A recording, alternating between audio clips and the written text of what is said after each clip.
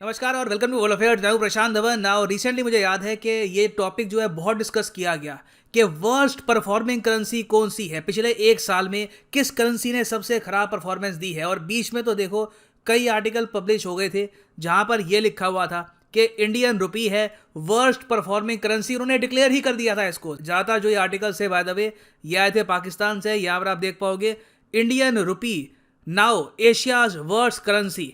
अब बीच में हालांकि जो बड़ी टाइटल की लाइन होती है ये होती है इंडियन रुपी एशिया की सबसे बदतर करेंसी है। फिर नीचे लिखा होता है नहीं, इंडियन रुपी हो सकता है कि और ज़्यादा गिरेगा साल के अंत में और बन जाएगा एशिया की वर्स्ट करेंसी। और आगे लिखा है कि एक रिपोर्ट ने यहाँ पर यह बात कही है। रिपोर्ट कौन सी है? देखो सारे जो भी ये आर्टिकल पब्लिश हुए थे जिस पर बहुत लोगों ने वीडियो बनाई थी, यहाँ पर ये लोग ब्लूमबर्ग की एक रिपोर्ट को कोट कर रहे हैं कि जी ब्लूमबर्ग ने यह कहा है कि साल के अंत में भारत का रुपी बन जाएगा एशिया की सबसे ज्यादा वर्स्ट परफॉर्मिंग करेंसी। अब मुझे पता है आप में से कई लोग चाहते होंगे कि इस पर मैं वीडियो बनाऊं और समझाऊं कि ये कैसे हो सकता है, क्योंकि एक बार को आपकी मन में इच्छा भी हो कि हाँ इंडियन रुपी डिक्लेयर हो जाए दुनिया में वर्स्ट परफॉर्मिंग करेंसी या फिर एशिया में वर्स्ट परफॉर्मिंग करेंसी, तभी आपको ये जेन्युइनली बात समझ नहीं आई होगी कि टर्की का लीरा तो इतना गिर गया 16% 18%। इंडियन रुपी एशिया की वर्स्ट परफॉर्मिंग करेंसी कैसे हो गई? टर्की को ये लोग एशिया में काउंट नहीं करते, या इवन पाकिस्तान का रुपया आप देख लो। तो इस वीडियो में सब कुछ मैं क्रिस्टल क्लियर कर दूंगा कि बीच में हुआ क्या था, कैसे ये मिसगाइडेड से आर्टिकल बना दिए गए और आज के समय फिर से पाकिस्तान की करेंसी को क्यों कहा जा रहा है वर्ल्ड्स वर्स्ट परफॉर्मिंग करेंसी। यहां पर आप देख पाओगे इस पे आर्टिकल है। इवन जो पाकिस्तानी आर्टिकल्स हैं डॉन के, ये कह रहे हैं कि Pakistani rupee one of the worst performing currencies है इन द वर्ल्ड। तो सबसे पहले तो यहाँ पे आपको जानना होगा कि ओरिजिनली जो ये न्यूज है ये आई कहां से थी वर्स्ट परफॉर्मिंग करेंसी की। तो यहाँ पर आप देख पाओगे ये ब्लूमबर्ग का वो ओरिजिनल आर्टिकल है। ये पब्लिश हुआ था 21 दिसंबर 2021 को और यहाँ पर लिखा है फंड्स दूर भाग रहे हैं इंडिया से और इंडियन रुपी अब बन रहा है एशियाज वर्स्ट करेंसी। अब ये एशियाज वर्स्ट करेंसी के पीछे ना यहाँ पे आप देखोगे EM लिखा हुआ है। EM का क्या मतलब होता है? EM होता है इमर्जिंग मार्केट। अब क्या है कि देखो एशिया तो बहुत ही बड़ा है। टोटल कंट्रीज आप अगर देखो एशिया में है 48। जी हाँ 48 कंट्रीज हैं। एशिया दुनिया का सबसे बड़ा कॉन्टिनेंट है। तो जब ब्लूमबर्ग में ये लोग बात कर रहे थे एशिया की, तो ये लोग इमर्जिंग मार्केट करेंसी की बात कर रहे हैं। या आप कह लीजिए एक लिस्ट होती है उन कंट्रीज की, करीब 8-9 कंट्रीज की लिस्ट होती है जिनकी करेंसी का एक अलग से इंडेक्स फंड बनता है। ये मैं आपको दिखा देता हूं। तो यहाँ पर आप देख पाओगे ये है एशियाज इमर्जिंग मार्केट करेंसीज। इसमें टोटल आपको मिलेगी 9 करेंसीज डिपेंडिंग ऑन कि किसका इंडेक्स आप देख रहे हो। रूटर्स कहता है कि यहाँ पर 9 करेंसी आती है। उसके अलावा जो MSCI है वो कहता है कि यहाँ पर 8 करेंसियां आपको मिलेगी। और ये करेंसी कौन कौन सी होती है?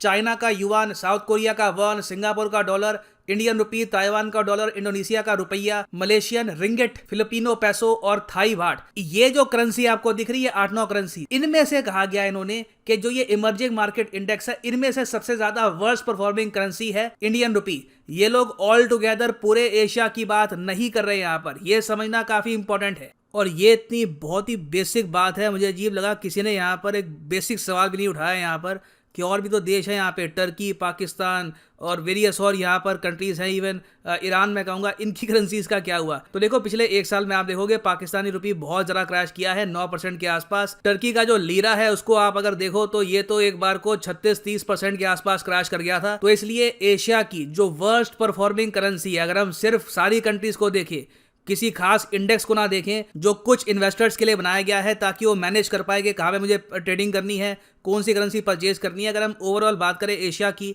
तो पिछले एक साल में सबसे ज़्यादा वर्स्ट परफॉर्मिंग करेंसी रही है टर्की की लीरा। इसमें एक बहुत ही बड़ा फैक्टर है FATF की ग्रे लिस्ट। मैंने आपको कई महीनों पहले जब टर्किश लीरा की इतनी गिरावट नहीं हुई थी उससे पहले बता दिया था टर्किश लीरा गिरेगा। उसके बाद इनकी करेंसी भी गिरी और टर्की के FATF की ग्रे लिस्ट में जाने से पहले भी मैंने वीडियो बना दी थी, बता दिया था आपको कि टर्की FATF की ग्रे लिस्ट में जाने वाला है and that happened as well. और रुपी की अगर हम बात करें तो जो इसकी डेप्रिसिएशन थोड़ी बहुत जो हो भी रही है उसका भी अनुमान ये लगाया जा रहा है कि 2022 में, पूरे 2022 में फिच ने ये कहा है, यूएस की एक क्रेडिट रेटिंग एजेंसी है, ये लोग कह रहे हैं कि 3% के आसपास हो सकता है कि इंडियन रुपी थोड़ा बहुत गिरे और एवरेज इसकी रहेगी 76 रुपीज़ पर $। तो ये बातें समझना काफ़ी इंपॉर्टेंट है। नहीं तो कई स्टूडेंट हैं वो ऐसे में या फिर इंटरव्यू में कई जगह बोल देंगे ओपनली कि हाँ Indian rupee is the worst performing currency. अगर इंटरव्यूअर ने पूछ लिया कैसे, डेटा तो बताता नहीं है, तो उसके बाद उनके पास जवाब होगा नहीं। तो मैं हमेशा आपको ये कहूँगा रीड बिटवीन द लाइंस। जो आर्टिकल का हेडलाइन लिखी है सिर्फ उसको मत पढ़ो, अंदर जाके अच्छे से पढ़ो कि बेसिकली वो आर्टिकल क्या कह रहा है, एक्चुअल फैक्ट्स यहाँ पर है क्या।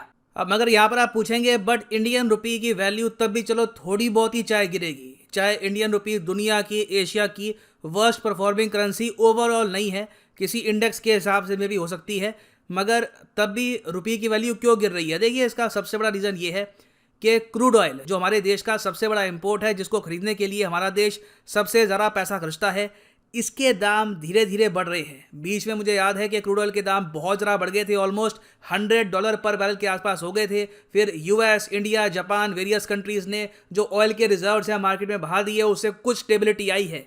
मगर रियलिटी यहाँ पर यह है कि अभी भी सऊदी अरेबिया और वेरियस और जो ओपेक कंट्रीज़ हैं, इवन रशिया, इन्होंने क्रूड ऑयल की प्रोडक्शन वापस बढ़ाई नहीं है। तो धीरे धीरे क्रूड ऑयल के दाम बढ़ते रहेंगे।